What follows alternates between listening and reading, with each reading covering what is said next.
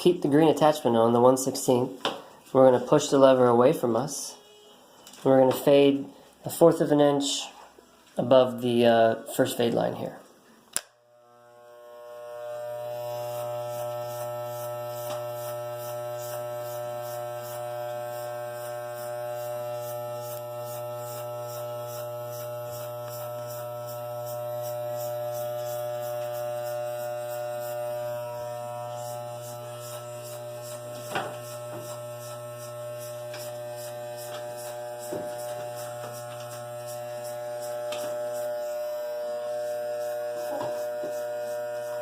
Now, depending on how long the hair is above that first fade line, you can continue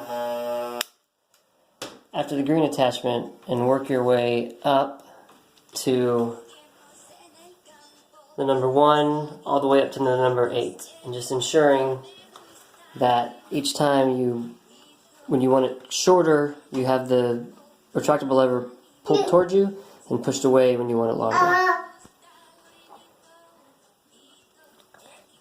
I think that's where we stopped. The screen is locked and it's still recording. See how the numbers are going up and I push it, nothing works.